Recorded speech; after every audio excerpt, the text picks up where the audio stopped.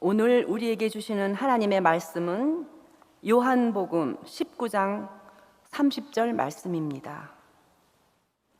예수께서 신포도주를 받으신 후에 이르시되 다 이루었다 하시고 머리를 숙이니 영원히 떠나가시니라. 아멘. 덴마크의 철학자이고 기독교 사상가인 키에르케고르가 이런 말을 했습니다. 기독교 신앙은 역설로 가득 차 있다. 여기서 이 역설은 힘줘 말한다 라는 의미에서 역설이 아니고요, 영어로는 패러독스라 그러는데요, 원래 뜻이 언뜻 보면 앞뒤가 맞지 않고 서로 논리적으로 맞지 않는 것 같은 진리 체계를 일컫는 말입니다.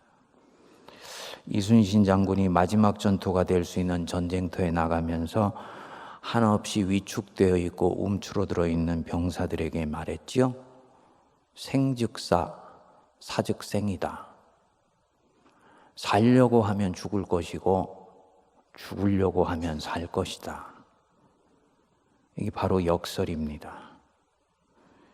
서로가 논리적으로 앞뒤가 맞지 않는 것 같고 서로 모순되어 충돌되는 것 같은데 그것이 실제로는 진리가 되는 말이에요. 키에르케고르는 기독교 신앙에는 이런 역설적 진리가 가득하다고 보았습니다. 신앙인의 삶에서도 이런 역설이 많아요. 키에르케고르 자신의 인생이 그랬습니다. 기독교 역사상의 가장 위대한 변증가 그러면 아마도 러시아의 도스토예프스키나 영국의 C.S. 루이스나 또 이 덴마크의 키에르케고르 같은 사람을 듭니다. 그런데 그의 인생에는 어두운 그림자가 있었습니다. 그는 심한 정신증세를 평생을 앓아서 심리적인 불안이 떠나지를 않았습니다. 오늘날로 치면 우울증 같은 것이 늘 따라다닌 거예요. 자기가 분명히 신앙을 갖고 있고 하나님을 믿고 있는데도 늘 불안했습니다. 바울의 가시와 같이 느껴져서 하나님께 이것을 거두어가 달라고 몇 차례를 기도했지만 하나님이 들어주시지를 않았습니다. 그는 어느 날부터 이 우울을 수용해 버리기로 합니다. 자신이 겪고 있는 이 불안함, 이 두려움 같은 정신 증세 안으로 자기를 밀어넣습니다. 그리고 이 불안을 신학의 재료로 삼아서 복음 안에 있는 참된 평안과 위로를 얻기 위해 이 불안으로부터 어떻게 길을 만들어내는지에 대해서 파고 들어가기 시작합니다. 스스로를 인간의 삶에서 겪는 온갖 불안과 복음이 주는 평안의 경계선상에 세운 거예요. 여기서 키에르케고르는 평생을 치열한 지적, 사상적 전투를 시작합니다. 그리고 여기에서 수없이 많은 위대한 작품들이 쏟아져 나옵니다. 그렇게 나온 작품도 자기 이름을 당당하게 낼 수가 없어서 다양한 필명으로 바꿔가면서 내요. 당시의 제독교회를 복음으로 일갈하는 일을 멈추지 않았기 때문입니다. 개인적으로는 굉장히 불행해 보이는 인생을 살았습니다. 그런데 복음을 위해서는 엄청난 일을 해낸 사람이 돼요. 여러분, 이런 사람의 인생을 어떻게 볼 수 있을까요? 자기에게는 인간적으로 어둠인데 이 어둠이 세상을 위해서는 빛이 되는 거예요. 아마도 역설이라는 말밖에는 표현하지 못하겠죠. 하나님은 가끔, 아니 왕왕 이렇게 일을 하세요. 십자가는 이 역설, 이 패러독스의 정점에 서 있습니다. 그래서 이 십자가를 이해하지 못하면 부활도 제대로 이해하지 못한 것이고 나아가서 기독교 신앙 전체를 나는 아직 제대로 깨닫지 못한 것이다 라고 말할 수 있습니다. 오늘 말씀에 보면 예수님이 십자가 나무에서 마지막 숨을 거두시기 전에 말씀하셨습니다. 19장 30절을 보시면 예수께서 신포도주를 받으신 후에 이르시되 다 이루었다 하시고 머리를 숙이니 영혼이 떠나가시니라. 다 이루었다. 내가 다 이루었다. 근데 이 말씀 자체가 역설이에요. 도대체 뭘 다 이루셨다는 말입니까? 예수님이 정말 지금 이 상황에서 이루신 것이 뭐지요? 지금 여기 이 십자가에서 죽기 직전에 우리 예수님의 상태, 세상적으로 보면 하나님의 아들이 아닙니다. 죄수이고 사형수예요. 당시 사형수 중에서도 가장 극형에 해당되는 십자가형으로 죽는 분이에요. 종교적으로는 보십시오. 자기 동족 유대인에게 철저히 경멸을 당했어요. 한때 이 유대인들은 예수님을 갈릴리에서 난 선지자라고 여겨서 그를 추앙했습니다. 그렇지만 결국 죽는 모습을 보니까 하나님께 저주를 받아서 십자가에 매달려 죽는 사람인 거예요. 신명기 21장 23절에 보면 나무에 달려 죽은 자마다 저주받은 사람이다. 그러니까 저 사람이 하나님께 망령된 말과 언행을 하고 율법을 업신여겼기 때문에 그 벌로 하나님이 저렇게 십자가 나무에 매달려 죽게 하시는 것이다. 유대인들은 전부 이렇게 예수님을 이해하고 예수님의 죽음을 해석하는 것입니다. 거기다가 자신을 경멸하고 모욕하고 침뱉는 사람들로 둘러싸인 채 생을 마무리해요. 호산나 호산나 하고 사람들 외쳤지만 일주일 사이에 이 사람들의 태도가 다 바뀌어버렸어요. 철저히 외롭게 인생을 마무리합니다. 12 제자들에게 혼신의 힘을 기울였습니다. 그런데 그 중에 하나는 당신을 배반해서 팔아넘기고 나머지 11명은 마지막 순간에 스승 다 버리고 도망갔어요. 지금 어디에 있는지 찾을 수도 없습니다. 이게 왜 중요하냐면 제자들이 있어야 그들을 통해서 자신의 사상이나 정신을 전수할 수 있는데 제자들이 없는 거예요. 인생에 남아있는 것이 아무것도 없습니다. 마지막 남기고 가는 재산이 누더기 옷 한 벌입니다. 그야말로 세상적으로 보면 철저히 실패한 인생 같은데 예수님은 내가 다 이루었다 라고 말씀합니다. 여러분, 우리가 진정 이 2000년 전 이 순간으로 돌아가서 이 십자가 나무 밑에 선다면 나는 진정으로 이분이 다 이룬 분이다 선포하실 때 그 선포에 동의할 수 있을까요? 이분이 진정으로 다 이룬 분이라고 고개를 끄덕거리면서 함께 마음을 합해 줄 수 있을까요? 그럴 수 없을 것입니다. 표면적으로 드러나는 이분의 삶이 전혀 뭔가를 이룬 삶이 아니기 때문이에요. 세상적이고 사회적으로 이분 자신이 정작 달려가신 이 삶의 방향, 이것과 우리가 기대하는 승리하는 삶이 전혀 다르다는 뜻입니다. 이게 기독교 신앙의 역설이고 모순이에요. 그래서 이 기독교 신앙은 성령이 아니면 제대로 믿기가 힘든 신앙이라고 얘기를 하는 것입니다.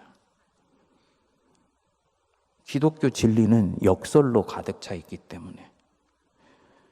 그런데 이분을 계속 그럼에도 불구하고 따라가 보면 정말 이루셨어요.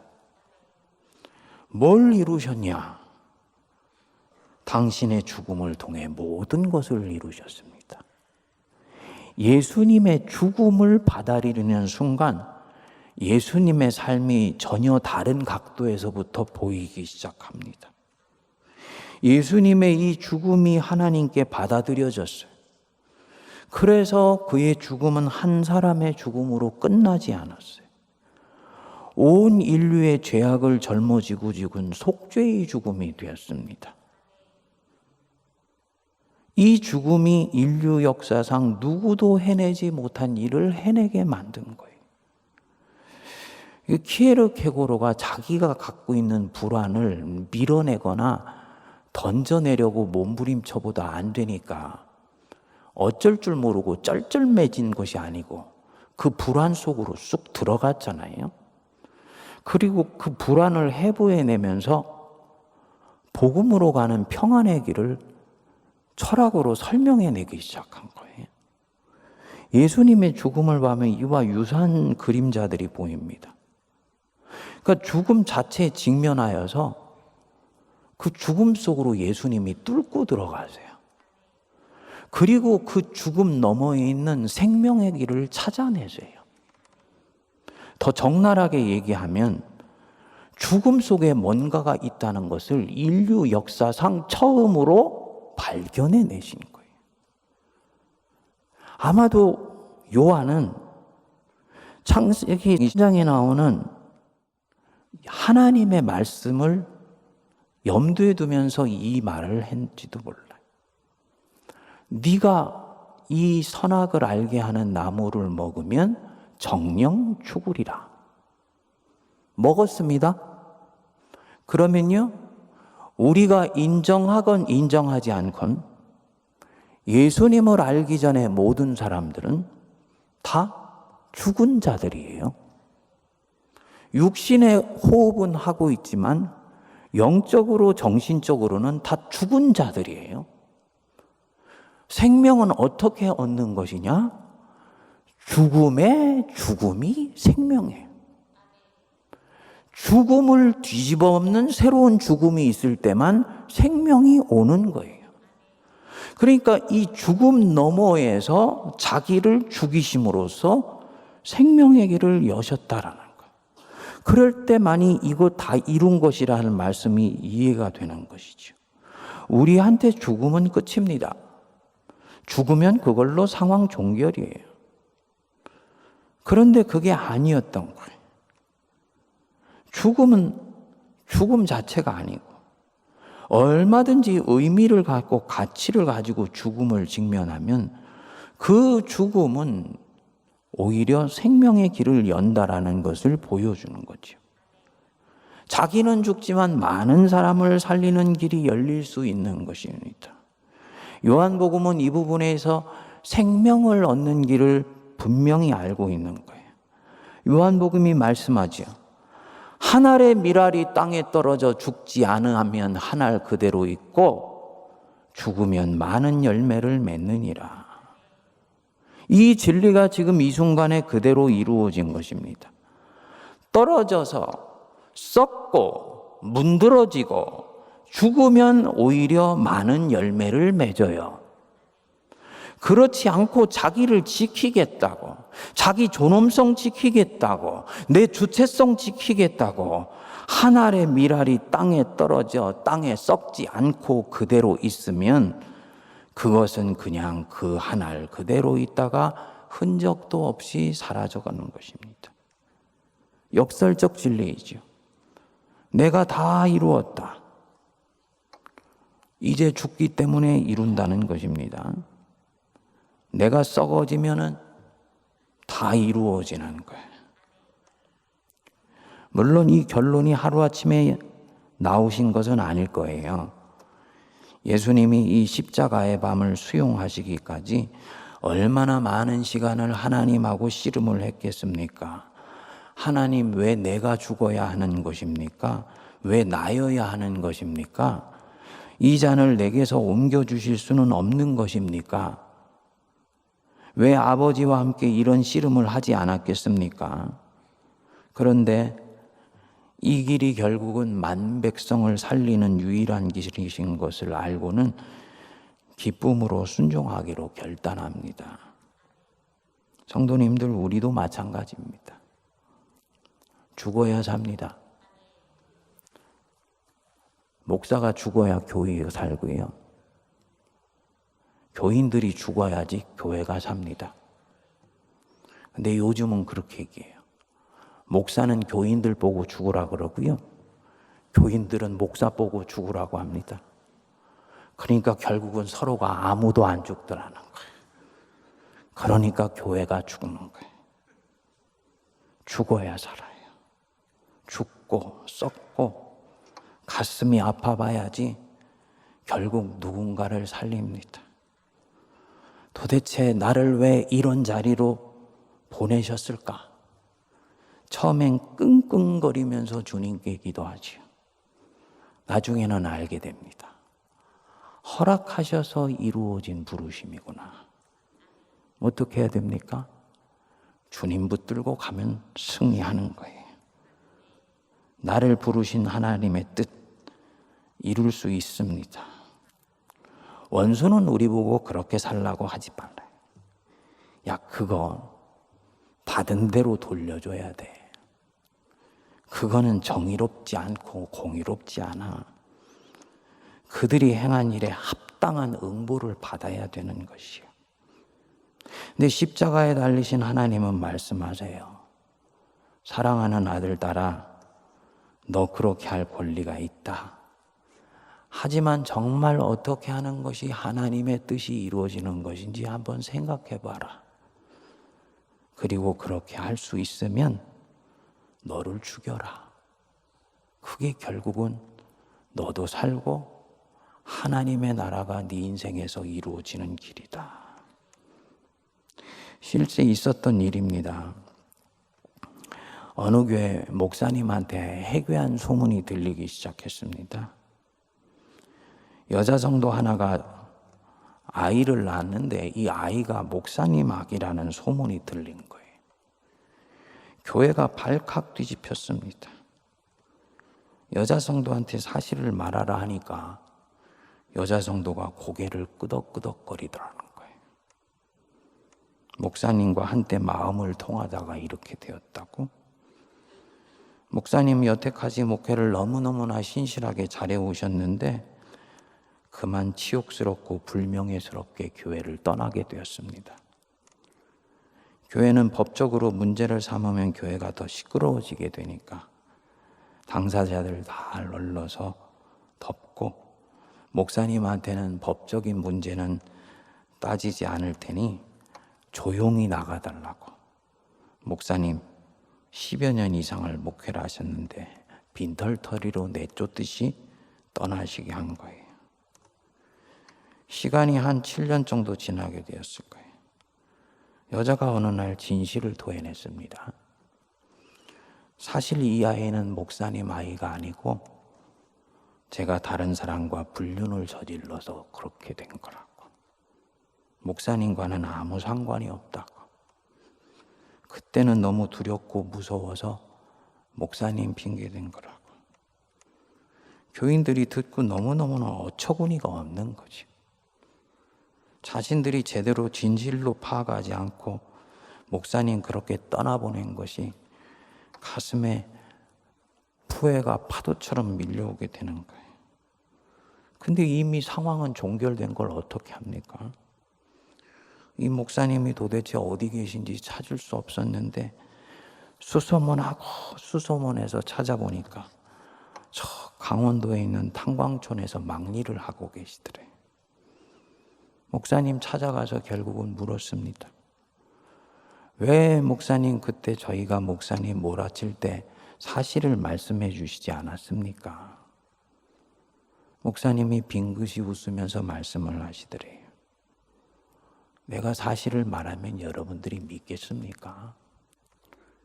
교회가 편해야지요. 교회가 편해야지요. 군중식미로 이미 흥분할 대로 흥분한 사람들한테 무슨 말을 한다고 듣겠어요? 그리고 이런 면에서는 우리 교인들이 죄송하지만 얄궂습니다. 목사가 뭐 했다 그러면 반대편으로 생각하는 게 아니라 이런 쪽으로 더 생각이 빨리 가요. 목사님 보실 때는 결국은 교회가 더 시끄러워지고 더 어려워지게 되니까. 무엇보다도 자기한테 그 누명을 씌운 이 여자 성도가 자기가 아니라는 진실이 밝혀지게 되면 더 나쁜 사람이 되어서 고통당하다가 신앙 잃게 될까 봐 그냥 본인이 뒤집어 쓰고 조용히 물러난 것입니다. 이게 십자가야. 이게 십자가. 한 알의 밀알이 땅에 떨어져 썩지 아니하면 한 알 그대로 있고 썩으면 많은 열매를 맺느니라. 이게 십자가예요.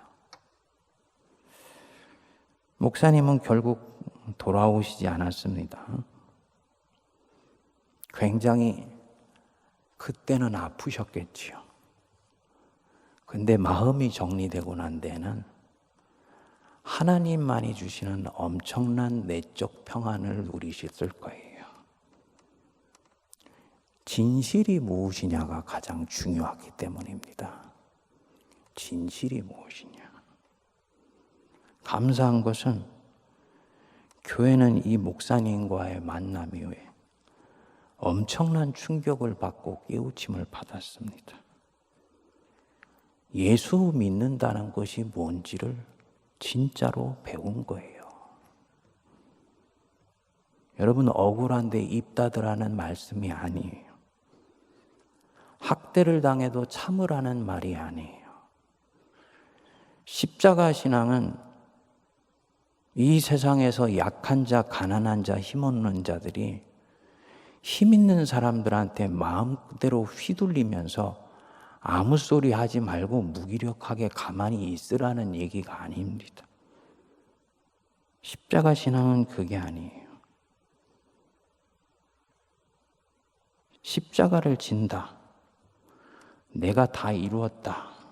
이 말씀은 내가 지는 이 십자가 안 져도 되는 것인데 지는 거예요. 십자가의 본질이에요. 안 져도 되는데 집니다. 그렇게 살지 않아도 되는데 그렇게 살아요. 가난한 자를 살피고 돌보지 않아도 얼마든지 살 수 있는데 교회가 가난한 자와 소외된 자와 아픈 자들을 찾아다니면서 섬깁니다. 이게 십자가를 지는 거예요. 목사님 그때 그런 거 아니야 하고 모든 것을 시시비비를 가리려고 팔 걷어붙이고 나설 수도 있었는데 그렇게 안 하고 본인이 그냥 감당하는 거예요. 이게 십자가예요. 그렇게 안 살아도 되는데 그렇게 살기를 선택한다. 이 말은 이 사람 안에 내적인 자유함이 있다는 얘기예요. 하나님이 진정으로 기뻐하시는 삶이 무엇인지, 지금 이 순간에 어떤 것을 선택하는 것이 진정으로 하나님의 일을 이루고 하나님의 나라를 내 인생 속에서 단 1cm라도 확장하도록 만드는 것인지, 이 부분들을 명료히 보고 결정하는 것입니다. 그래서 교회의 덕을 세우고 내 인생에 주신 하나님의 뜻을 이루는 길이 이 십자가에 있으면 주저하거나 머뭇거리지 않습니다. 자기 연민에 더 이상 빠지지도 않아요. 그렇기 때문에 이 십자가의 길은 당연히 초신자가 택할 수 있는 길이 아닙니다. 초신자가 십자가의 길 택하다가 자칫 오히려 이 신앙이 찢어져 버리게 돼요. 가랭이 찢어지듯이. 초신자가 가지는 가장 신앙의 좋은 걸음은 하나님이 자기를 얼마나 사랑하시는지를 절절히 느끼고 배우는 거예요. 이 사랑을 머금으면 어느 날 이 사람은 그때부터 사랑을 뿜어내줄 수 있는 사람이 돼요. 그 십자가의 길은 초신자가 택할 수 있는 길이 아닙니다. 아직 진정으로 하나님을 사랑할 수 있는 법을 배우지 못했기 때문이에요. 근데 어떤 사람, 정말 하나님이 자기를 어떻게 사랑하시는지 알고 있는 사람들, 그렇기 때문에 하나님과 그분의 나라를 사모하는 자, 이 사람은 이 걸음을 기꺼이 선택할 것입니다. 어떻게 이 걸음을 이 목사님이 기꺼이 결단할 수 있었을까? 하나님은 아시니까. 하나님은 지금 자기가 살아왔던 걸음을 다 지켜보시고 계시니까 전능하신 하나님께 자기 인생을 맡기는 것입니다. 사랑하는 여러분, 이런 분 하늘의 상이 엄청납니다. 이 땅에서 받지 못한 것 2배, 3배, 1000배를 공의로우신 하나님이 갚아주세요. 사도 바울도 알고 있어요. 지금 우리가 당하는 고난은 장차 우리에게 나타날 영광과 좋게 비교할 수 없도다. 십자가 속에 엄청난 기쁨과 영광의 상이 있다는 것 믿으시기 바랍니다.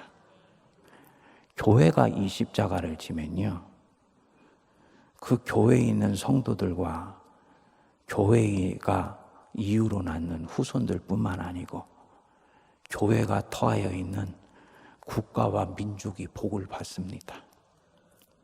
사실은 교회의 가장 큰 영광이죠. 교회가 십자가를 지려고 하지 않아요.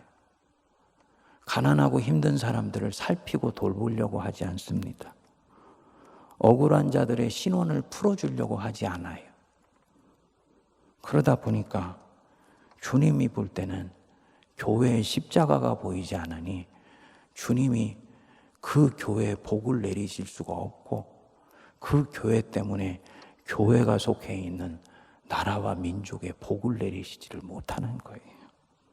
현재 당하는 이 고난, 장차 우리에게 나타날 영광과 좋게 비교할 수 없다. 이 고난 주간에 진정 영광받는 그 길이 내 눈에 보이는 은혜가 임하게 되기를 바랍니다. 그래서 우리도 주님 앞에 가기 전에, 내 코끝에 호흡이 멈추기 전에, 주님, 저도 부족하지만 다 이루었습니다. 주님이 가시라고 한 걸음 따라와서 내 인생의 몫에 태워주신 주님의 사명 다 이루었습니다. 주님께 신고하고 천국으로 들어가는 복이 임하게 되기를 축복합니다. 기도하겠습니다. 하나님, 이 고난주간에 십자가의 신앙을 계속 묵상합니다. 묵상할 때는 버겁고 부담스럽고 마음의 불편함도 있으나 이 십자가 속에 생명의 길이 있으며 죽음의 죽음이 생명길인 것을 저희들이 알게 하시고 역설로 가득 차 있는 우리 기독교 신앙의 진리를 참으로 깨달아 내 인생의 몫에 태워진 십자가를 기쁨으로 지고 가게 하여 주시옵소서. 우리 세문안교회가 십자가 신앙으로 무장하게 하시고 이 6번째 예배당은 한국교회 어머니교회의 위용을 자랑하며 또 우리가 가지고 있는 힘을 이 종로와 서울 한복판에 과시하기 위해 세운 것이 아니요 주님께서 우리에게 태워주신 십자가를 기쁨으로 지고 가기 위해 모든 성도가 마음 합쳐 세운 우리의 신앙 고백인 것을 다시 기억하게 하여 주시옵소서. 헌당을 위한 이 기도회와 마음 모음의 일이 세상적인 방법으로 진행되지 않게 하시고 돈과 물질의 문제로 보지 않게 하여 주시며 이 헌당을 위해 달려가는 걸음 속에 우리 자신이 주님 위에 가진 십자가의 걸음을 완성해가는 참된 하나님의 진리가 보이게 하여 주옵소서. 기도하는 저희들 마음 모아주시고 간절히 이후에 헌당 위에 기도하는 저희들 되게 하옵소서. 예수님 이름으로 기도하옵나이다. 아멘.